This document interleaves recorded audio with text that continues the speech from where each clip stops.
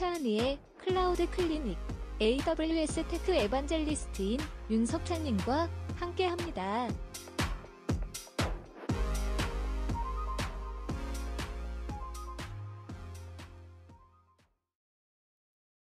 찬이와 함께하는 클라우드 클리닉 시작하겠습니다. 오늘은 지난번에 한번 예고해 드린 대로 아마존의 독특한 개발 문화, 그리고 서비스 운영 문화, 이런 것들 한번 살펴보도록 하겠습니다. 제가 예전에 한번 블로그에 아마존의 서비스 운영 문화에 대해서 시리즈로 연재를 한 적이 있는데요. 아마존에서 같이 테크니컬 에벤젤리스트 일하고 있는 아드리안 헌스바이라고 하는 분이 작성하신 글을 제가 번역을 하면서 필요한 부분들을 제가 조금 추가한 그런 시리즈가 있습니다. 이른바 아마존의 운영 탁월성, 오퍼레이셔널 엑셀런스라고 하는 블로그 글이 있습니다. 그 글을 오늘 좀 소개해 드리면서 설명을 좀 드리려고 합니다. 이 아마존이라는 회사가 잘 아시겠지만은 온라인 쇼핑몰이잖아요. 저도 예전에 다음에 다닐 때 인터넷 포털 서비스 중에 다양한 서비스들이 있었는데 그중에 DN샵이라고 하는 쇼핑 사이트가 있었어요. 그 쇼핑 사이트들 같은 경우에는 사실 매일매일 전쟁입니다. 이벤트도 잦고 또 상품도 계속 들어오고, 그리고 조금만 장애가 나면은 바로 매출이 떨어지고, 그래서 그게 문제가 생기면 그게 바로 수익하고 직결이 되는 아주 어, 무시무시한 그런 인터넷 서비스 환경을 갖고 있어요. 그러다 보니까 항상 긴장하게 되고 또 장애나지 않도록 하기 위해서 노력하고 그런 모습을 보고 했었습니다. 저도 이제 CTO 스텝으로 일하면서 그 DN샵에 문제가 생기면 이제 항상 이제 저도 긴장하고 그랬었는데, 아마존 같은 경우도 똑같이 그 쇼핑몰을 운영하다 보니까 이 운영을 어떻게 잘 할 것이냐. 그래서 매출에 영향을 받지 않도록 하는 것이 굉장히 중요한 그런 상황이 됩니다. 그래서 아마존에서는 이런 오퍼레이션, 그러니까 서비스를 운영하기 위한 탁월성을 확보하기 하기 위한 그런 굉장히 중요한 그 과정들을 많이 축적을 하고 경험을 갖고 있습니다. 우리가 뭐 일반적인 인터넷 서비스뿐만 아니고 쇼핑몰들, 그리고 또 모든 서비스가 항상 고객들이나 사용자한테 좀 크리티컬한 그런 서비스를 운영하고 있잖아요. 그렇기 때문에 우리가 장애 나지 않고 또 장애가 나더라도 빠르게 복원을 하고 민첩하게 운영할 수 있는 그런 능력을 확보하는 것이 굉장히 중요한데, 아마존에서 그런 부분들을 좀 배울 수 있을 것 같아서 오늘 좀 설명을 드리려고 합니다. 이제 아리스토텔레스가 그런 말을 했어요.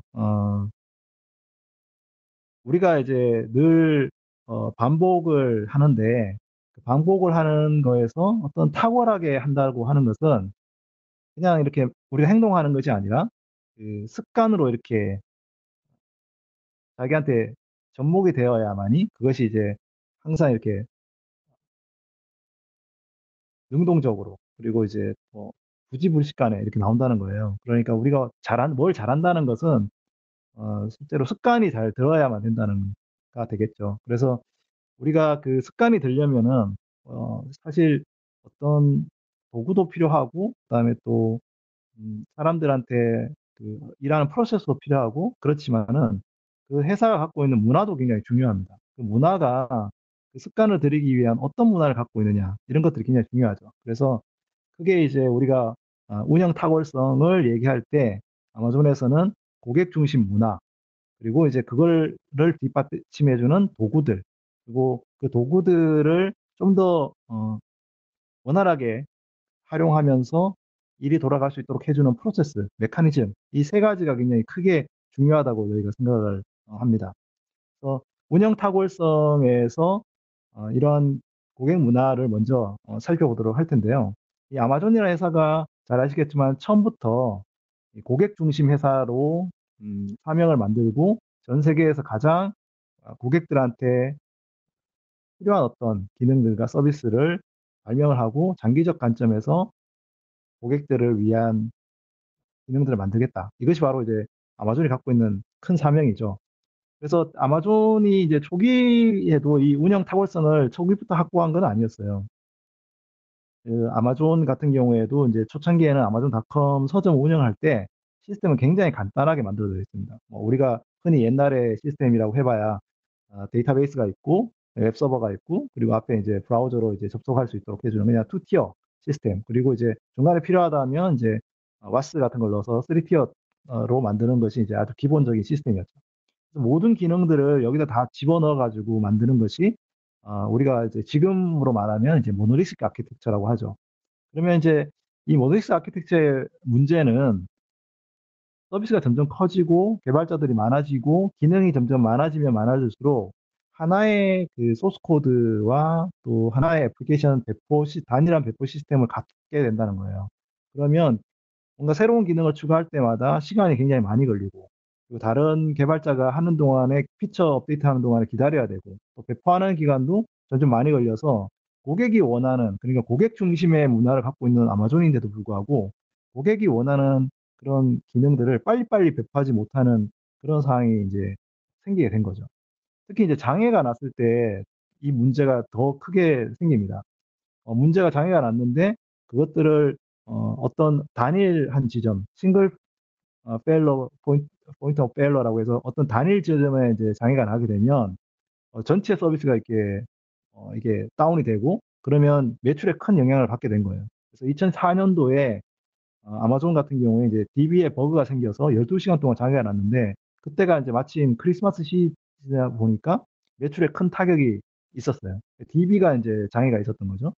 그래서 이 모노리스 개발 방법이라는 게 출시 기간도 길어져서 기능도 빨리 배포하지 못할 뿐더러 어떤 한 군데, 두 군데 장애 지점이 생기면 전체 서비스가 문을 닫는다, 다운이 된다. 이런 어떤 문제가 생기기 시작한 거죠. 그래서 이제 2004년도부터 제가 지난번에 소개해드린 이제 버너버게스 박사님이 이제 아마존에 들어오셔가지고 가장 먼저 한 일이 뭐냐면 서비스 아키텍처를 실제로 모노리스에서 이제 서비스 오리엔티드 아키텍처, 서비스 지향 아키텍처로 이제 바꾼 건데, 이것이 뭐냐면 이제 기능을 분산을 해서 비즈니스 도메인별로 분해해가지고 각자의 서비스를 각자의 역량에 맞게끔 운영을 하게끔 하는 팀들을 구성을 하고 분리를 한 것이 되겠습니다. 아무래도 이제 장애가 나면 한 군데 기능이 장애가 나면 전체 서비스에 영향을 받다 보니까 그걸 이제 최소화하기 위해서 이제 우리가 폭발 반경을 줄인다고 해요. 그러니까 뭐 어떤 폭탄이 터지면 그 폭탄이 영향을 주는 반경이 있잖아요. 그 폭발 반경을 줄이려면 아무래도 기능들을 다 분산을 해서 한 군데서 기능이 오류가 나더라도 전체 서비스에 영향을 받지 않도록 그렇게 하는 것이 이제 중요하죠. 그래서 2004년도부터 기능별로 도메인을 분리해서 서비스를 만들고, 각 서비스들은 API를 통해서 통신을 할 수 있게끔 한 느슨하게 연결하는 그런 시스템을 만들어 가지고 장애가 이제 전파도 최소화되고 기능을 이제 분산하는 거죠. 예를 들어 가지고 상품 전시라든지 주문 결제, 장바구니, 배송 이런 시스템들을 다 이제 분리를 한 다음에 각자 필요한 어떤 기능들이 API로 느슨하게 연결할 수 있도록 하는 거죠. 이렇게 한 장점 중에 하나가 뭐냐면 장바구니 같은 경우에는 이제 뭐 다른 일반 상품 전시 기능하고 달리 쓰기가 집중돼 있잖아요. 쓰기하고 업데이트가 많은 상태입니다. 근데 이제 상품 전시는 이제 RDB의 읽기를 많이 하는 이제 서비스예요. 그러다 보니까 똑같은 DB를 사용하고 있으면 이게 버틀렉이 생길 수가 있는 거죠. 그래서 지난 시간에 소개한 대로 이제 버너보게스 박사님이 이제 다이나모라고 하는 장바구니 DB를 키밸류 DB를 만들어서 좀 더 효율적으로 이 장바구니 시스템을 돌아갈 수 있도록 만들었거든요. 그래서 DB도 분리를 하고 서비스도 분리를 하고 이렇게 폭발 반경도 줄이고 이렇게 할 수 있는 이제 아키텍처를 만들었었던 거죠. 그래서 이게 아마존에서는 이제 현재 마이크로 서비스 아키텍처라고 하는 이제 서비스로 분산이 되어 있고, 현재 이제 수천 개 이상의 서비스 팀들이 있고 그 팀들이 각자의 서비스에 원활하게 API로 통신을 하는 그런 아키텍처로 이제 구성이 되어 있습니다. 자, 그러면 운영 탁월성을 확보하는 방법은 뭐가 있을까요? 아까 제가 말씀드린 대로 습관을 들이는 것이 굉장히 중요하다고 말씀을 드렸어요. 회사의 어떤 모든 문화가 사실 직원들이 다 습관을 가지고 있어야만이 이제 가능하고 반복적으로, 무의식적으로 일어나야 되겠죠. 그러려면 이제 기업 문화가 굉장히 중요하다고 했고, 그 기업 문화를 제공하는 도구들, 그리고 프로세스, 이제 이 세 가지 중요하다고 이제 말씀을 드렸습니다. 먼저 아마존 같은 경우에는 이제 독특한 기업 문화 중에 하나가 14가지 리더십 원칙이라고 하는 것들이 있다는 거예요. 제가 이전 시간에 설명을 한번 드렸었는데, 아마존 같은 경우에는 뭐 사람을 채용할 때나부터 실제 현업을 할 때, 일을 진행할 때, 뭐 새로운 사업을 기획을 할 때, 다 이 리더십 원칙이라고 하는 것들을 기반으로 하게 됩니다. 이 리더십 원칙은 되게 많은 회사들이 이 회사에 이렇게 사명 같은 게 있고, 뭐 이렇게 지켜야 될 규약 같은 걸 정해 놓는데, 되게 그게 그냥 종이에 적혀 있거나 아니면은 그냥 빈문에 있거나 적혀 있거나 이런 경우가 굉장히 많아요. 근데 아마존 같은 경우에는 굉장히 그 현업에서 진행을 할 때, 이메일을 쓸 때, 뭐 사람들을 평가할 때, 그리고 자기가 어떤 일들을 설명할 때, 다 이 리더십 원칙을 가지고 얘기를 합니다. 뭐 예를 들어서 뭐 이것은 커스텀 옵세션 측면에서 고객한테 이렇게 이렇게 하는 게 중요하다. 이 일은 인벤트 앤 심플파이 측면에서 새로운 것들을 만들고 하는 것이 중요하다. 새로운 일을 할 때 70% 정도의 데이터만 가지고 빠르게 위험을 어, 생각을 하면서도 빠르게 바이어스 포 액션 하는 게 중요하다. 이런 식으로 이제 말을 할 때도 또는 회의를 할 때도 이런 리더십 원칙을 이제 사용을 하는 거죠. 마치 10계명처럼요. 그래서 이런 리더십 원칙을 갖고 있다는 것이 굉장히 중요하고 이 리더십 원칙이 아마존이 갖고 있는 개발 문화에도 크게 영향을 미칩니다.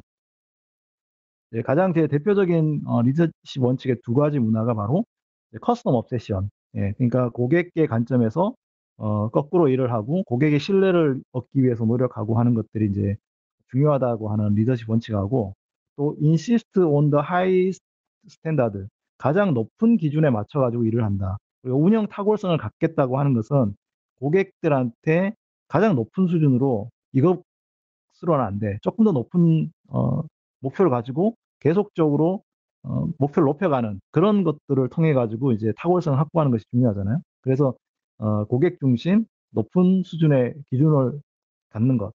또 한 가지는 이제 주인 의식을 갖는 게 굉장히 중요하죠. 오너십이라고 하는 것이. 리더는 스스로 주인이라고 생각하고 또 단기 결과가 아니라 장기적인 부분에 주인은 사실 단기 결과가 아니라 장기적인 측면에서 이제 생각을 하잖아요. 내가 팀이 아니라 회사 전체를 대표한다 이런 생각을 하고 이건 내 일이 아니다라고 얘기하지 않고 이것이 바로 이제 리더의 주인 의식이 되겠는데 이런 부분들을 기반으로 해서 아마존에서 그 운영 탁월성을 확보할 수 있는 이제 문화를 갖게 됩니다.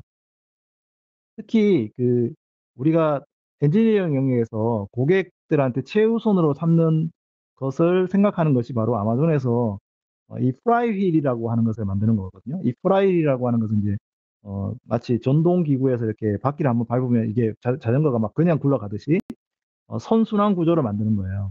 아마존에서는 모든 사업 분야에서 이런 프라이휠을 가지고 있고 이 프라이휠이 고객을 위해서 동작을 하는지가 굉장히 중요해요. 예를 들어서 이제 쇼핑몰이다 하면 어, 그 판매자와 그 고객 사이에 아마존이 할 수 있는 일은 좀 더 낮은 가격으로 그 규모의 경제를 만들어서 물건 값이 이제 좀 운영 비용을 절감해서 물건 값을 이렇게 절약을 하는 것. 그래서 고객들한테 더 싼 가격의 물건을 제공하는 것. 그리고 또 그렇게 해서 나온 트래픽에 의해 가지고 더 많은 셀러가 들어오게 되면 더 많은 선택의 폭을 제공해서 고객들이 다양한 물건 중에 가장 좋은 제품 그리고 가장 싼 제품을 선택하게 하는 것. 그리고 그걸 이제 빠르게 배송하는 것. 이런 것들이 굉장히 중요하죠. 그래서 아마존에서는 아주 옛날부터 고객들한테 물건값을 계속 깎아주고 그리고 좀 더 빠르게 배송하기 위해서 이 규모의 경제를 갖기 위한 뭐 설비 투자라든지 이런 부분에 굉장히 많은 투자를 했어요. 실제로 이익을 내지 않는 선에서 나오는 많은 수익들은 바로 재투자를 해서 고객을 위해서 이제 확보하는 그런 어떤 고객 문화를 갖고 있죠. 이게 이제 AWS도 마찬가지거든요. AWS에도 클라우드 컴퓨팅 우리가 이제 시스템을 갖게 되면 고객들 그 AWS 사용하시는 이제 기업들보다 저희가 더 큰 규모의 경제를 갖게 되잖아요. 컴퓨팅 파워도 더 싸게 구매할 수 있고. 그러면 그렇게 나온 비용 절감 효과를 실제로 클라우드 서비스를 이제 가격을 할인을 하는 거죠. 인하를 해서 고객들한테 다시 되돌려주는 겁니다. 그러면 더 많은 고객들이 야, 이 회사는 사용하면 사용할수록 비용이 절감되는구나. 이렇게 생각하고 더 많은 어, 기업들이 이제 AWS를 사용하게 되는 거죠. 그래서 AWS 같은 경우에는 2006년도에 이 서비스를 시작하고 난 다음에 79번 가까이 비용을 줄였어요. 가격을 인하를 했다는 거죠. 그래서 뭐 사실 그때는 다른 뭐 클라우드 컴퓨팅 경쟁사가 있었던 것도 아닌데도 불구하고 고객을 위해서 이제 가격을 줄인 그런 이제 것으로 진행을 하고 있었습니다. 그래서 이제 이러한 독특한 고객 문화를 갖고 있다는 거, 이것이 이제 AWS 또 아마존이 갖고 있는 아주 독특한 방식이고, 조금 더 이제 그 쉽게 좀 설명을 드리면, 고객들 같은 경우에 이제 어떤 피드백이 오든지 간에 그 피드백을 굉장히 중요하게 생각을 합니다. 네. 그래서 AWS에 있는 많은 서비스들도 고객의 피드백, 90%가 넘는 고객의 피드백을 통해서 만들어졌지, AWS가 원하는 이걸 만들어 봤으면 좋겠다. 이렇게 생각하는 것들은 이제 만들지 않아요. 되게 많은 기업들에서 서비스 기획자들이 하는 역할이 고객의 측면에서 생각하기보다는 내가 좀 재미있어 하는 거, 많이 만들었으면 하는 거, 이런 것들을 이제 많이 만들거든요. 그런데 이제 아마존은 고객의 모든 피드백을 굉장히 중요하게 생각하고 그걸 기반으로 이제 서비스를 만들게 됩니다. 그 중에 이제 아주 뭐 좋은, 재미있는 에피소드가 있는데, 아마존 초창기에 이제 서비스 피드백을 해주시는 분들이 많잖아요. 뭐 포럼이 있고 거기다가 이제 글을 많이 올려주시는데 그중에 이제 AWS 서비스에다가 이제 어떤 기능을 제공해 주시는 분이 계셨어요. 근데 그분 아이디가 이제 로우 프라잉 혹이라고 하는 아이디를 갖고 계신 분이었는데 그분은 사실 이제 한 달에 3달러 정도밖에 쓰지 않는 분이에요. 그런데 그분이 포럼에 글을 올리는 것들, 피드백을 올려주시는 게 너무 우리한테 유용한 거예요. 그래서 그분이 진짜 누군지는 모르지만, 야, 이분을 좀, 어, 기억을 좀 해야 되겠다라고 해가지고, 아마존에서는 이제, 그 아마존의 그 시애틀에 가시면은 아마존 빌딩들이 많이 있어요. 아마존 빌딩들이 있는데, 그 빌딩에 각각 이름이 적혀 있거든요. 근데 그 이름에 그 로우 플라잉 혹이라고 하는 그 빌딩 이름을 갖고 있는 AWS 빌딩이 있습니다. 아마존 빌딩이. 그게 이제 굉장히 다양하게 우리한테 피드백을 해주신 분들, 그분에 대한 어떤 보답으로 우리가 기념해서 그런 이제 어, 빌딩을 명명할 정도로 저희가 이제 굉장히 중요하게 이제 생각합니다. 또 그 저희가 아까 AWS 리더십 프린시플 중에 운영 탁월성에 해당되는 그 중에 이제 오너십이라고 주인의식을 갖고 있는 LP가 있다고 말씀드렸는데 아까 말씀드린 대로 AWS 서비스, 아마존 서비스는 수천 개 넘는 이제 이 서비스로 마이크로 서비스로 이제 쪼개져 있습니다. 그런 다음에 그걸 이제 서로 API로 통신을 하는데 그 서비스들은 하나하나의 서비스들은 각자 자율적인 팀이 관리를 합니다. 그래서 그 팀은 그 서비스에 대해서 전적으로 권한을 가지고 있고 자율적으로 의사결정을 할 수가 있고 그러다 보니까 그 작은 서비스를 담당하기 위해서는 하나의 작은 팀이 이제 구성이 되게 되거든요. 그래서 저희가 그것들을 이제 아마존에서는 투 피자 팀이라고 부르게 됩니다. 이 투 피자 팀이라고 하는 것은 피자 두 판으로 정심을 해결할 수 있을 정도의 가장 작은 사이즈의 팀 단위. 어떤 경우에는 그게 뭐 사람의 팀의 식성에 따라 가지고 뭐 어, 좀 식성이 좋은 팀은 숫자가 적을 수도 있고, 그다음에 좀 식성이 많은 팀은 좀 숫자가 클 수도 있겠지만, 어쨌든 한 10명 정도 되는 정도의 단위의 팀을 구성하고, 그 팀이 그 서비스의 모든 정권을 다 가지고, 주인의식을 가지고, 개발을 하고, 또 운영을 하고, 실제로 나중에 온콜도 받고, 그렇게 하는 이제, 구성을 하게 되거든요. 그래서 투피자 팀이 실제로 팀 내에서 직접 개발하고 테스트, 배포, 운영을 다 수행을 하게 됩니다. 그래서 개발팀의 투피자 팀은 실제로 이제 모든 서비스를 구성을 하고 운영하는 데 담당하고 거기에 필요한 개발 도구들, 뭐 배포 도구들, 서비스 운영 도구들, 그리고 뭐 모니터링 도구들, 테스트 도구들 이런 것들은 어, 예, 셀프 서비스 도구로 구성을 해가지고 제공을 하게 됩니다. 그래서 아마존 안에는 이런 이제 셀프 서비스 도구들을 많이 가지고 있고 또 여러분들이 AWS 쓰시면 AWS도 보면은 다 서비스들이 다 직접 혼자서 이렇게 구성을 하고 배포할 수 있도록 해주는 도움을 주는 서비스들이 많이 있거든요.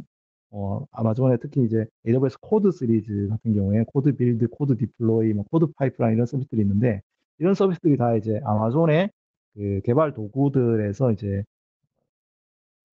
돈을 받아가지고 이제 만들어진 서비스가 되겠습니다. 그래서 어떤 예전에는 많은 회사들이 어떤 서비스를 만들면 그거를 이제 개발하는 팀하고 운영하는 팀이 나눠져 있고 그 운영하는 팀은 이제 유지 보수하는 방식으로 이제 진행하는 그런 형태로 많이 운영을 하는데 아마존은 그렇게 하지 않고 다른 사람한테 그 일을 그냥 뭐 넘기고 그냥 끝나는 게 아니라 실제로 이 서비스 개발부터 해가지고 배포 운영까지 전적으로 주인 의식을 가지고 이렇게 운영을 하게 됩니다. 그래서 그 운영 탁월성을 갖게 되려면 먼저 기업 문화 이런 부분들이 굉장히 중요하다라는 부분을 이제 말씀을 드렸는데 여러분들 혹시 기업 문화는 어떤지 좀 생각을 해보시면 어떨까요?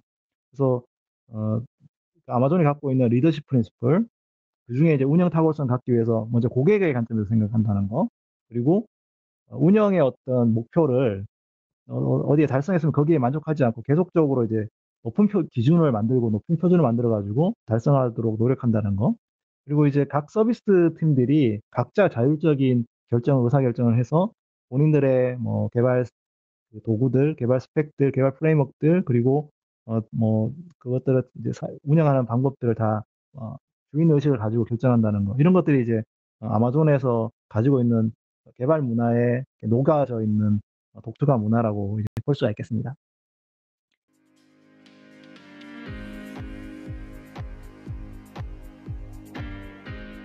지금 여러분은 차은희의 클라우드 클리닉을 듣고 계십니다.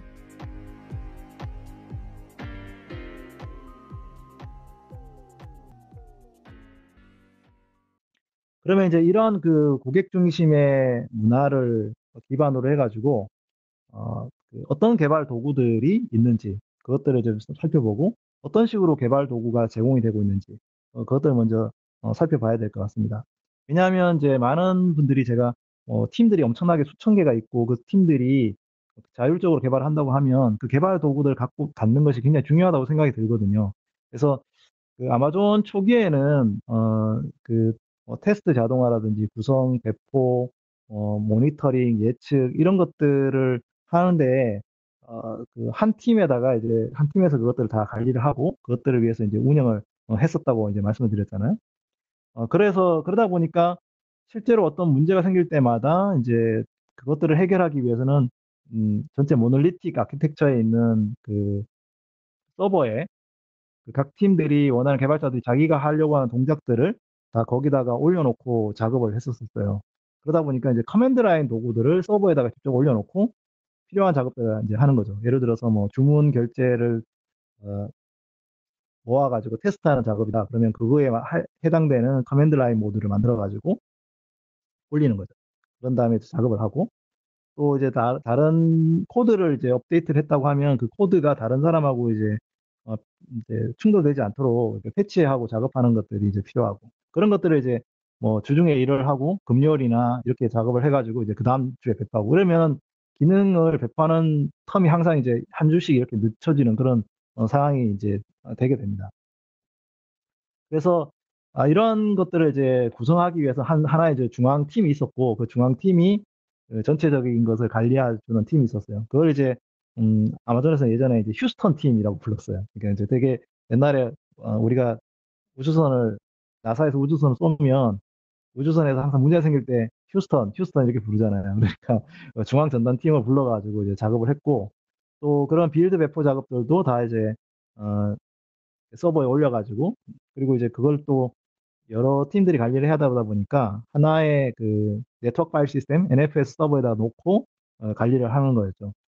그러다 보니까 그런 작업들을 하면 되게 이제 문제가 생기게 되면은 이제 엄청 이제 큰 문제가 생기게 되죠. 아까도 말씀드렸다시피. 그래서 커맨드 라인 모드들의 툴들이 엄청나게 많고 또 각자대로 리눅스 서버에 작업을 하고 이러다 보니까 이제 굉장히 큰 문제에 봉착하게 된 거죠. 그래서 이제 리팩토링을 시작을 했고 서비스 아키텍처를 다 분리를 한 다음에 서비스 오리엔티드 아키텍처 그리고 오늘날 마이크로 서비스 아키텍처라고 부르는 아키텍처로 이제 옮기게 됐습니다. 이 과정에서 이제 각 서비스들은 어, 될 수 있으면 작게 어, 단일한 목적으로 비즈니스 목표를 가지는 어떤 서비스를 구성을 하고 그걸 이제 API로 연결하는 그런 이제 서비스를 만들어 가지고 여러분들이 이제 아마존닷컴 홈페이지를 보시면 그 안에 굉장히 다양한 세부 구성들이 있잖아요. 뭐 메뉴라든지 아니면 이미지 전시라든지 장바구니를 잡는다든지 어, 추천 기능을 제공한다든지 그 기능들이 하나하나 다 서비스 분리가 되어 있고 이 홈페이지는 그 서비스들을 다 모아서 호출하는 것들의 결과를 이제 제공을 하게 되는 거죠. 그래서 우리가 어떤 뭐 기능들을 수행을 하면 그 기능의 API를 호출해 가지고 이제 제공하는 형태로 이제 제공을 하게 됩니다. 이제 투피자 팀이라고 하는 조직에서는 이 하나의 하나의 서비스를 이제 구성한다고 말씀을 드렸는데, 사실 이제 왜 이런 조직 문화의 구조가 중요하냐? 우리가 이제 코네이의 법칙이라는 것들이 있잖아요. 모든 소프트웨어 구조는 그것을 만드는 개발 조직의 커뮤니케이션 구조를 담는다. 예, 이제 멜빈 코네이라는 이름을 딴그 코네이 법칙이 있는데, 이거는 이제 회사에서 개발 문화나 아니면 개발 구조, 아키텍처를 설계하시는 분들한테 굉장히 중요해요. 왜냐하면 회사의 어, 구조가 어떻게 되냐에 따라 가지고 그 시스템이 그대로 닮아가는 거거든요. 우리가 이제 뭐 탑다운식 방식을 갖고 있고 모널리식 아키텍처를 갖고 있다, 그 팀 구조를 갖고 있다고 하면 팀 구조가 이제 중앙 집중적으로 돼 있으면 사실 그 서비스 구조는 그렇게 바뀌고 아키텍처 구조가 그렇게 바뀌니까요. 그래서 우리가 그런 어떤 조직 구조를 이제 잘 생각을 해가지고 잘 만드는 것도 굉장히 중요하다고 생각이 듭니다. 이제 다시 개발 문화와 개발 도구로 들어와가지고 우리가 이제 개발 도구를 만들 때 중요한 리더십 프린시플이 있는데, 아마존에서는 이제 딥다이브라고 하는 리더십 프린시플이 있어요. 어떤 도구를 만든다고 하면 그것들을 지속적으로 모든 영역에서 세부 정보를 파악해가지고 어떤 집중적으로 그것들을 공부하고 필요한 것들을 만들어내는 그런 리더십 원칙이 되겠고요. 그리고 이제 또 도구를 만들 때 또 아까도 언급한 높은 수준의 기준의 목표를 정한다. Insist on the highest standard라고 하는 어떤 리더십 원칙에 따라 가지고 개발자들이 좀 더 재밌게 기다리지 않고 자동화할 수 있는 도구들을 이제 만들어 왔습니다. 아마존에서는 초기에 그 개발자들이 빌드를 할 수 있도록 하는데 도와주기 위해서 브라질이라고 하는 중앙 집중식 호스팅 빌드 시스템을 만들었어요. 아마존이니까 브라질 이런 이제 이름을 붙인 거죠. 재미로. 그래서 이 빌드 시스템은 어, 그 각 서비스 팀들이 각자의 서비스 빌드들을 이제 빌드할 수 있도록 뭐 지금으로 말하면 뭐 젠킨스 같은 그런 이제 빌드 시스템 이미 2000년대 초기에 만들어 가지고 중앙 집중적으로 운영을 이제 하고 있었고요. 이 빌드 시스템은 AWS에 최근에 이제 코드 디플로이라고 하는 이름으로 이제 서비스가 만들어져서 여러분들도 이제 사용해 보실 수가 있습니다. 또 이렇게 만들어진 빌드를 배포를 하려면 이제 여러 가지 과정이 필요하잖아요. 뭐 팀마다 다른 배포 과정이 필요할 거예요. 예를 들어서 이 어떤 팀은 알파 서버에 배포해서 테스트를 하고 스테이징 서버에 배포한 다음에 프로덕션을 하고 또 이제 빌드를 하는 동안에 이제 다른 여러 팀들의 어떤 뭐 피드백을 받아야 된다든가 아니면은 뭐 테스트를 받아야 된다든가 이렇게 했을 때 각 팀마다 갖고 있는 배포하는 방법들이 다 다를 거예요. 그래서 그런 것들을 조금 더 그런 배포 파이프라인을 좀 워크플로우 형태로 만들어 가지고 어, 만들 수 있도록 해주는 것이 이제 아마존에서는 아폴로라고 하는 것을 만들어서 개발을 했습니다. 그런 다음에 각 팀들이 원하는 배포 방식, 배포 프로세스를 만들어 가지고 신속하게 제공할 수 있도록 해주는 거고요. 이 아폴로가 이제 그 아마 AWS에 지금 최근에 이제 코드 파이프라인이라고 하는 서비스로 이제 만들어져 있거든요. 그래서 여러분들도 이제 아마존이 하고 있는 모분 사례를 여러분들이 경험을 해보실 수가 있습니다. 이 아폴로를 통해서 배포를 하게 되면 좀 더 표준화된 방식으로 어, 이제 빌드를 만들고 또 배포를 할 수 있도록 그렇게 해주는 그런 방식이 되겠습니다.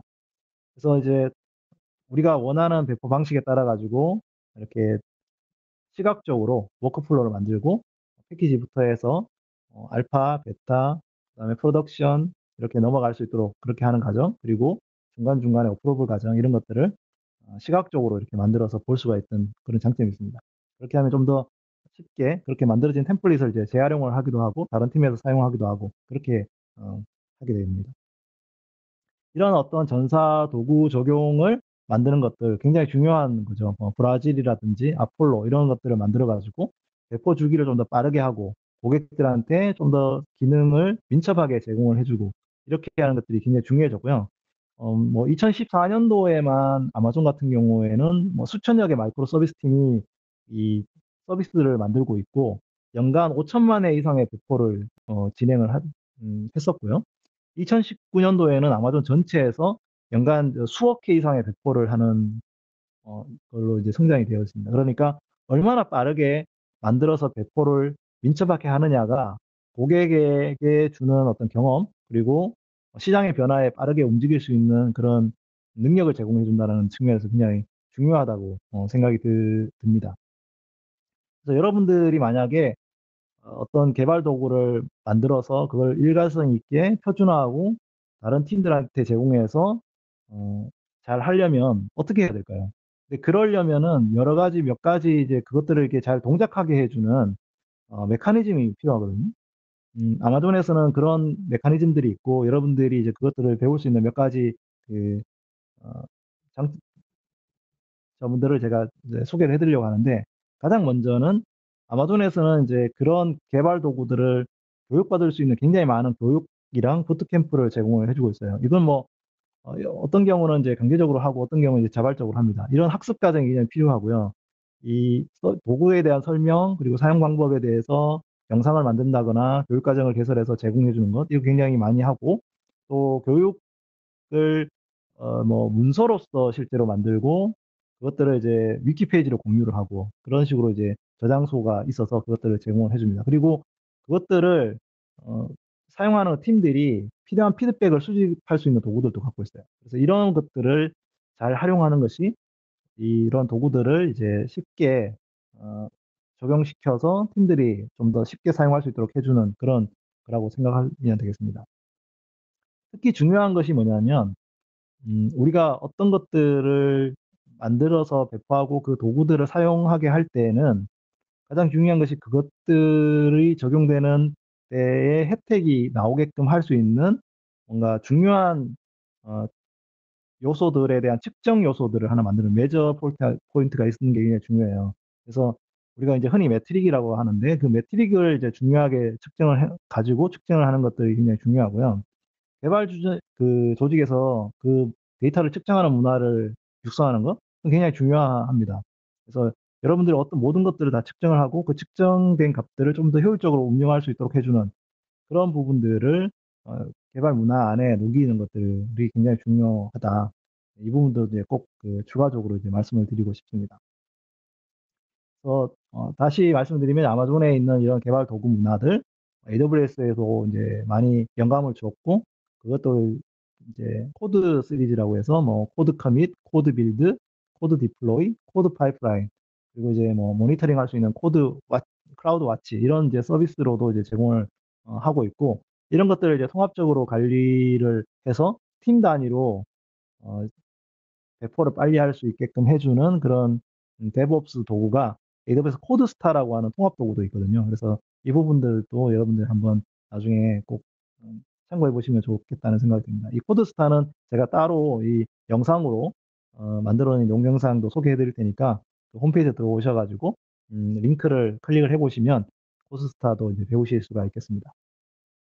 그래서 이런 개발 도구들 굉장히 중요하고 또 자동화해서 좀 더 빠르게 움직이는 데 있어서 굉장히 중요한 도구라고 볼 수가 있겠습니다.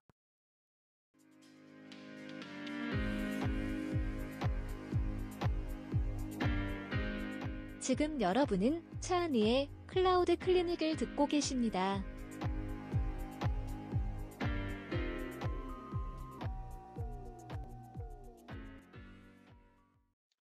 세 번째로 그 운영 탁월성을 확보하기 위해서 굉장히 중요한 것은 개발 프로세스가 되겠습니다. 네. 그 개발 프로세스라고 하면은 이제 뭐 많은 분들이 그 개발 뭐 해서 배포하는 과정인가 보다 이렇게 생각하실 수 있는데 여기서 말하는 개발 프로세스라고 하는 것은 어떤 사람의 그 의도 또는 사람의 생각하고 달리 그냥 습관적으로 이것들이 굴러갈 수 있도록 해주는 그런 메커니즘을 만드는 거라고 이제 보시면 되겠습니다. 그래서 회사의 어떤 기업 문화, 개발 문화에 영향을 끼치는 기업 문화, 개발 도구뿐만 아니라 그 프로세스의 중요성, 그리고 이 메커니즘의 중요성이 이제 이 일들을 실제로 돌아가게끔 해주는 것이 되겠는데요. 여기에 굉장히 재밌는 일화가 하나 있는데 아마존 같은 경우에는 쇼핑몰 서비스를 하다 보니까 고객 응대를 많이 하게 되잖아요. 전화도 많이 오고 메일도 이제 오게 되면 그것도 답변도 달고 이렇게 합니다. 그래서 아마존닷컴에서는 모든 이제 뭐 임원들 이런 분들이 실제로 고객센터 콜센터에 가가지고 그 고객 전화를 받아보는 일을 실제로 하게 됩니다. 음, 예전에 저도 이제 다음 다닐 때 저희 개발자가 새로 신규 채용이 되면 데이터 센터에 가가지고 이제 데이터 센터에서 하던 일들을 이렇게 경험해 보는 그런 것처럼 실제로 이제 고객의 어떤 피드백을 잘 들을 수 있도록 해주게 하기 위한 훈련으로 이제 콜센터에 가서 하는 그 일을 하게 되는데 뭐 제프 베조스도 예외가 아니에요. 그 제프 베조스도 예외 없이 고객 응대 교육에 가서 실제로 이제 고객들하고 이제 상담을 하는 일을 하고 있었는데 그중에 이제 한 고객이 내가 책상을 주문했는데 그 책상에 뭔가 흠집이 생겨가지고 반품을 하겠다고 그렇게 했나 봐요. 그리고 옆에 있는 그 지원해 주는 사람이 이 사람은 그 반품이 자꾸 이 책상에 이제 최근에 반품이 많이 들어옵니다라고 하니까 제프 베조스가 왜 책상이 반품이 많이 되냐 이렇게 물어보니까 이게 포장이 잘 안 돼가지고 그 테이블 표면에 이렇게 항상 긁힘이 많이 생긴다는 거예요. 그래서 이제 반품이 잦다고 그렇게 얘기를 한 거죠. 그러니까 제프 베조스 입장에서는 고객의 어떤 문제를 알았으니까 실제 이제 고객 서비스 담당 임원들, 그다음에 이제 그 상품 담당 임원한테 가서 이런 문제가 있으니까 좀 더 그 소매 부서하고 고객 부서 사이에 좀 피드백을 좀 더 잘해가지고 이 문제가 일어나지 않도록 그렇게 해주세요라고 이제 피드백을 한 거죠. 그랬으면 이제 뭐 되게 제프 베조스가 얘기를 했으니까 어떻게 됐을까요? 네. 뭐 이 문제가 해결됐을까요? 이 상품이 이렇게 긁힌 상품이 이렇게 배송되는 어떤 문제가 해결됐냐? 근데 실제로 놀랍게도 문제가 해결되지 않고 아무 일도 일어나지 않았다는 거예요. 그게 왜 그러냐? 제프 베조스가 그냥 선한 의도로 이렇게 이 문제를 뭐 좀 앞으로는 부서 간의 어떤 음, 서로 소통을 잘해가지고 해결해 주세요라고 하니까 그냥 그 문제의 어떤 그 뭐 집중해서 뭔가 해결하기 위해서 노력한 게 아니라 그냥 그런 의견으로 받아들입니다. 그러니까 사람들은 그냥 이렇게 선한 의도로, 이게 좋은 의도로 이렇게 얘기한 것이 실제로 어떤 문제 해결로 이루어지지 않는다라는 것을 이제 제프 베조스가 알게 됐습니다. 그래서 이 아무리 좋은 의도로 얘기를 해도 사람이 안 하면은 그 일은 안 되는 거다. 그래서 어, 좋은 의도가 중요한 게 아니라 일이 효과적으로 진행이 되려면 그것이 자동으로 돌아가게끔 하는 메커니즘, 이것이 더 중요하고 그것이 이제 문제를 해결하는 데 훨씬 더 도움이 된다. 이런 이제 결론에 도달하게 된 겁니다. 그중에 이제 대표적인 몇 가지 메커니즘을 이제 좀 소개해 드리려고 하는데요. 그중에 가장 대표적으로 안당 코드 메커니즘이라는 게 있어요. 이 메커니즘은 일본의 이제 유명한 자동차 생산업체인 토요타라는 회사가 있는데 그 토요타라는 회사가 원래는 그 의류 생산하는 회사였어요. 의류 산업을 하는 회사. 그래서 이제 게이샤들이 입는 그 기모노를 생산하는 이제 직제 물품의 직제를 하는 그런 그 생산하는 회사였는데 그 의류들을 실크를 직조를 할 때 어떤 부분이 잘못 문제가 생기면 막 이렇게 의류에 약간 흠집이 난다거나 그렇게 되는 거죠. 그래서 그걸 이제 받은 계열사들이 반품하고 막 이랬다는 거예요. 그래서 어떤 직조기에 문제가 생기면 그 문제를 바로 이제 해결할 수 있도록 하기 위해서 어, 그 전체 공정을 문을 딱 중단을 하고 그 문제를 해결한 다음에 다음 이제 그 제품을 생산하는 그런 형태의 프로세스를 갖게 됐거든요. 그래서 그러다 보니까 이제 뭐 어떤 문제가 해결되고 난 다음에야 이제 뭐 물건이 만들어지니까 조금 더 이제 품질 높은 물건들이 생산이 되게 된 거죠. 이러한 어떤 그 좋은 높은 품질의 생산품을 만들기 위한 이러한 철학들이 도요타 자동차에 가면 공장에 실제로 이런 것들이 그 구현이 되어 있는데 자동차의 생산 라인에서 어떤 그 제품에 하자가 발생을 하거나 그 문제에 불량이 생길 만한 요소가 생기잖아요. 그러면 이 안단 코드라고 하는 그 줄이 있습니다. 그 줄을 이렇게 당기면 전체 제품 생산 공정이 멈추는 거예요.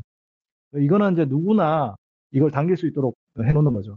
그런 다음에 마치 이제 여러분들 혹시 미국 같은 데 가보시면 미국이나 서양에 가시면 버스 내릴 때 모든 그 자리에 이렇게 줄이 있잖아요. 근데 그 줄을 당기면 그 다음 정류소에 서는 그런 그 줄이 있는데 그걸 이제 안단 코드라고 하는 겁니다. 그래서 그 안단 코드를 당기면 제품 생산을 중단을 하고 문제를 해결한 다음에 이제 그것들을 이제 해결하고 다음에 제품을 생산하는 거죠. 아까 같이 뭐 예를 들어서 제품 배송 과정에 손상되는 어떤 그 문제 때문에 반품이 잦은 그런 물건이다. 그러면 일단 그 물건을 주문하고 배송하는 것들을 중단을 하고 그 문제를 해결한 다음에 이제 배송하는 것이 중요하다. 이런 생각에 이루어지게 된 거죠. 그래서 아마존에서는 실제로 이 안당 코드라고 하는 그런 메커니즘으로 고객 서비스에서 실제로 동작을 합니다. 예를 들어서 고객이 어떤 문제가 발생했다. 그러면 그 문제를 해결할 때까지는 그 제품을 판매를 중단하는 거죠. 예를 들어서 지금 아래 상품, 그 여기 보이는 상품 중에 어, 뭐 공구가 있는데 공구 같은 경우에 배송하는 과정에서 뭔가 문제가 생겼어요. 그러면 이 고객 서비스 담당자가 이 안당 코드를 발동을 할 수가 있어요. 그러면 이 제품은 바로 주문이 중지가 되는 거예요. 그래서 홈페이지에는 이게 문제가 있으니까 아직 잠시 중단이 되어 있습니다. 주문이 중단되어 있습니다. 이런 식으로 표시가 됩니다. 그런 다음에 그 문제가 해결이 되고 나면 다시 주문을 받고 배송이 진행되는 형태로 진행을 하게 되는 거죠. 이 안당 코드 메커니즘이 굉장히 중요하고요. 이 안당 코드 메커니즘은 다양하게 사용이 되고 있습니다. 2012년도에 제프 베조스가 주주 서한에 보낸 것 중에 보면은 아마존이 그 당시에 이제 아마존 프라임 비디오라고 하는 서비스를 어, 제공을 해가지고 동영상 온라인으로 동영상을 시청할 수 있는 프라임 회원들한테 제공할 수 있는 서비스를 제공했었거든요. 근데 이 프라임 회원들의 영상 서비스를 받다 보면은 영상이 좀 뭐 끊긴다거나 좀 스트리밍이 잘 안 됐다거나 이런 일이 생길 수 있잖아요. 그래서 이 주주 에 보내는 현지에다가 만약 그런 경우에 우리가 선제적으로 우리가 환불을 해주는 고객이 요청하지도 않았는데 불구하고 선제적으로 환불을 해주는 그런 고객 서비스를 구축했다라는 부분을 이제 명시를 해놓습니다. 그래서 실제로 고객들한테 이 문제가 발생을 했을 때 고객에게 먼저 환불을 해주고 고객에게 그 만족도를 높여주는 그런 일들을 이제 실제로 이제 진행을 하게 된 거죠. 그러다 보니까 고객들은 어떻겠습니까? 뭐 조금 문제가 있긴 있었는데 그냥 넘어갔던데 환불을 해주니까 너무 행복하고 감사하죠. 그래서 막 사람들이 와 대인배다, 아마존 너무 재밌다, 멋있다, 고객 서비스 짱이다 이런 식으로 이제 어, 사람들이 이제 그런 피드백을 많이 남겨줬죠. 아마존이 갖고 있는 뭐 대표적인 개념 중에 대인배 아마존 뭐 이런 이제 그런 그 별명이 있는데 그 고객 중심의 그런 부분에 안당 코드 시스템이 제공이 되는 겁니다. 그래서 이 안당 코드라고 하는 시스템은 실제로 메커니즘 자체가 어떤 채용할 때도 이런 것을 기본적으로 갖고 있는 사람들을 채용을 하기 위해서 노력을 합니다. 그래서 아마존 채용 사이트를 가보시면 안당 코드라고 검색을 하셔도 안당 코드에 해당되는 그 채용 정보의 직종들이 많이 나와 있어요. 그래서 고객의 어떤 경험에 어떤 문제나든지 이런 것들을 안당 코드 메커니즘으로 풀어주실 분, 그런 분을 찾습니다. 이렇게 고객 채용 아예 사이트에다 이렇게 올려놓기도 하고 그렇거든요. 그래서 굉장히 중요한 아마존의 메커니즘이라고 볼 수 있습니다. 또 이제 일이 제대로 동작하기 위한, 그래서 선한 의도에 의존하지 않고 일이 제대로 동작하기 위한 메커니즘 중에 하나가 오류 수정이라고 하는 메커니즘이 있습니다. 영어로 이제 collection of error라고 하는 메커니즘이고요. 이 collection of error라고 하는 걸 이제 우리가 흔히 이제 COE라고 부릅니다. 그 COE 메커니즘을 통해서 어, 일을 하는 것들을 이제 어, 진행을 하고 있습니다. 뭐 도구를 만든 다음에 그거를 채택해서 그걸 이제 감사하는 방법들, 이런 감사 메커니즘들 있잖아요. 그런 그 감사 메커니즘이랑 비슷하게 이 오류를 수정하는 메커니즘도 실제로 이제 그 문제가 만약에 발생했을 때 그 문제에 대해서 제대로 적고 데이터를 측정을 하고 그 측정된 데이터를 기반으로 해가지고 이제 다음에 어떤 일이 벌어지지 않게끔 하기 위해서 고객의 역량을 최소화하기 위한 어떤 그런 것들을 이제 문서로 만든 다음에 그것들을 이제 서로 리뷰를 하는 과정을 거치거든요. 그래서 그거를 이제 아마존에서는 운영 탁월성을 하기 위한 COE 과정이라고 부르고 COE 메커니즘이라고 부릅니다. 그 COE 메커니즘은 뭐 이것도 아마존에서 만든 건 아니에요. 그렇지만 아마존에서 굉장히 잘 적용을 해가지고 사용하고 있는 그 메커니즘입니다. 그래서 COE 어떤 문제가 발생했을 때 문제 발생 원인, 그다음에 거기에 그거를 이제 해결하기 위한 데이터들, 고객에게 미치는 영향들, 문제 요인들, 그리고 레슨원이 뭔지, 앞으로 이걸 발생하지 않게 하기 위한 것들을 이런 것들을 이제 잘 프로세스화되어 있어서 어, 제공을 하는 거죠. 문제는 이제 이 COE 과정이라는 것이 그냥 문서화만 하고 끝날 수도 있거든요.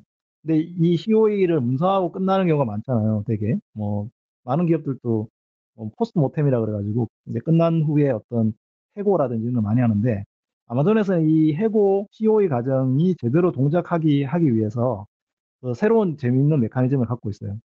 어, 이제 다른 사람들의 어떤 이야기들을 듣고 그것들을 이제 체크해주는 이제 상호 작용을 할 수 있는 그런 메커니즘들 그런 것들을 이제 리더십 프린시플에서는 저희가 어원트러스트라고 하는데 그래서 상호 신뢰를 동중하게 하기 위한 그런 메커니즘들 그리고 좀 더 집중해서 작업하기 위한 딥다이브 메커니즘들 이런 것들을 LP를 적용한 메커니즘입니다.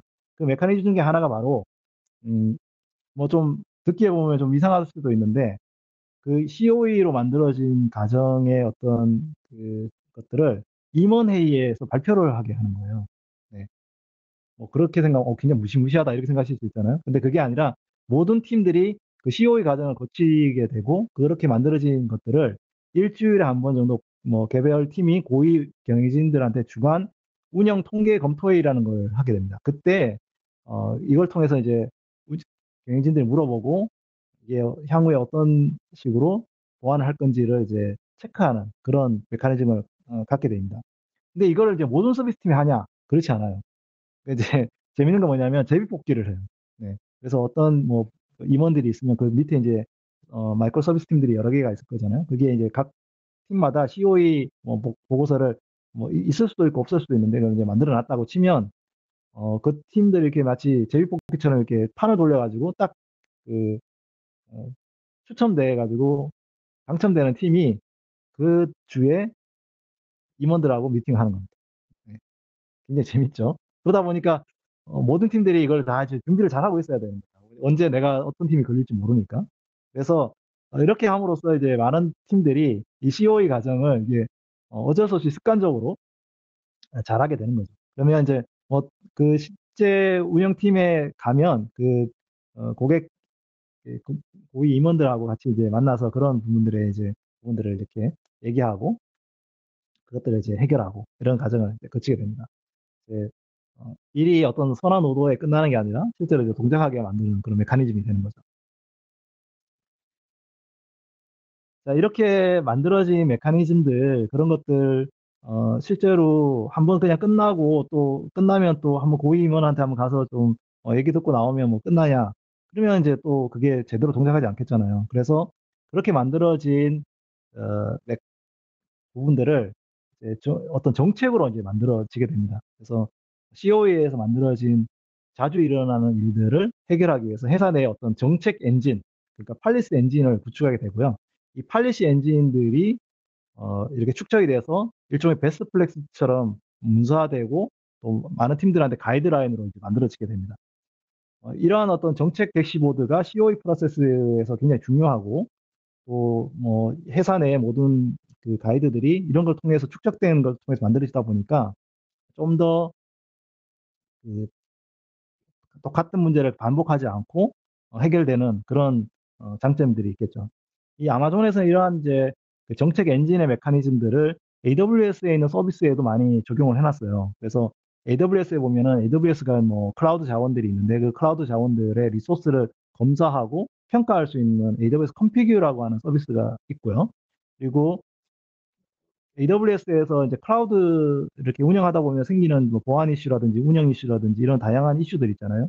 그런 이슈들을 일종의 어떤 그 매뉴얼화 시켜가지고 이렇게 검사할 수 있는 어떤 정책들을 만들어서 지침을 만들어 놨습니다. 근데 그 지침들을 어, 개발팀들이 이제 AWS 쓰시는 분들이 다 이렇게 어, 하나씩 하나씩 테스트 해볼 수가 없으니까 AWS에서는 이제 트러스티드 어드바이저라고 하는 서비스 툴이 있고요. 그 서비스 툴이 어, 고객들의 클라우드 자원들을 건장사항에 맞는지를 다 이제 인프라 최적화부터 보안 성능, 비용 관련해서 서비스 제한되어 있는 부분들까지 검토해가지고 아 이거는 비용이 너무 많이 나오고 있다. 그래서 이제 줄여주는 역할도 하고 또 성능이 너무 비용 대비해서 너무 많이 나오고 있다. 좀 다른 인스턴스 사이즈나 이런 걸로 바꿨을 때 더 효율적으로 운영할 수 있겠다. 이런 이제 부분들을 권고해주는 트러스트 어드바이저라는 서비스를 제공해주고 있습니다. 이 트러스트 어드바이저에서는 특히 재밌는 것이 뭐냐면 비용을 지금 현재 쓰는 것보다 다르게 운영을 하면은 비용이 더 절감됩니다라고 이제 얘기해주는 기능까지 있어요. 어, 잘 아시겠지만 어떤 회사가 여러분들한테 전화를 해가지고 여러분들 너무 저희 회사 서비스 너무 많이 쓰고 있어서 돈이 많이 나오니까 좀 이렇게 하시면 돈이 절약됩니다. 이라고 얘기해 주는 회사가 없잖아요. 만약 그렇게 된다면 어떻게 됩니까? 매출이 주니까. 네, 근데 고객들을 위해서 이런 식으로 비용 절감할 수 있는 부분들도 베스트 프랙티스로 권고를 해줘서 굉장히 많은 비용들이 이제 고객들도 줄이고, 근데 그 고객들이 그 비용을 줄였다고 해가지고 그것들을 그냥 뭐 딴 데 뭐 해시카를 쓴다거나 인마이 포켓 한다거나 그렇게 하지 않고 그것들을 새로운 이제 실험이라든지 새로운 서비스에 투자를 하잖아. 그러면 여전히 다시 AWS로 돌아오거든요. 그래서 이것은 이제 장기적으로 관점에서 봤을 때 고객한테도 이익이 되고 고객의 비즈니스에도 도움이 된다라고 해서 이러한 부분들을 진행을 하고 있습니다. 이런 정책 엔진을 통해서 고객한테 권고를 해주는 거 굉장히 중요하다. 그리고 이런 부분들이 이제 AWS에 제일 마지막으로 들어가 있는 것이 웰 아키텍트 툴이라고 하는 겁니다. 이제 클라우드 아키텍팅이 잘 돼 있는지를 검토해주는 그런 도구가 되겠고요. 이것은 이제 어, AWS에 있는 솔루션스 아키텍트, 그다음에 프로페셔널 컨설턴트들이 굉장히 많은 고객들한테 얻은 그런 노하우들을 이렇게 도구로서 만들어 가지고 검토할 수 있도록 만들어져 있고요. 이 웰 아키텍트 프레임워크 기반으로 운영이 되어 있습니다. 그래서 여러분들이 만약에 AWS를 사용하신다고 하면은 뭐 트러스티드 어드바이저, 웰 아키텍티드 툴 이런 것들 통해서 여러분들의 그 워크로드, 클라우드 워크로드들을 음, AWS가 구축한 정책 엔진, 그 모험 사례, 축적된 그런 지식을 통해서 어, 운영하고 할 수 있던 그런 장점이 있겠습니다.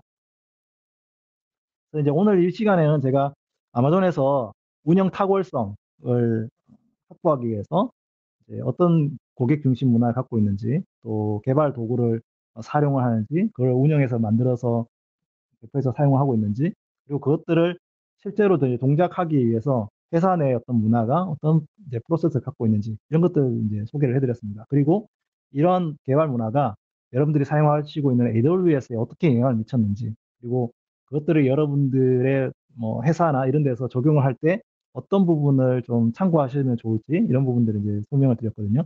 그래서 아마존이 사실 좀 많은 그 다른 IT 회사들, 뭐 글로벌 IT 회사들하고 좀 다른 분야가 아마 이런 게 서비스 운영에 특화되어 있고, 그리고 서비스 운영에 탁월한 부분을 계속 연마해 왔다라는 측면이 있는 것 같아요.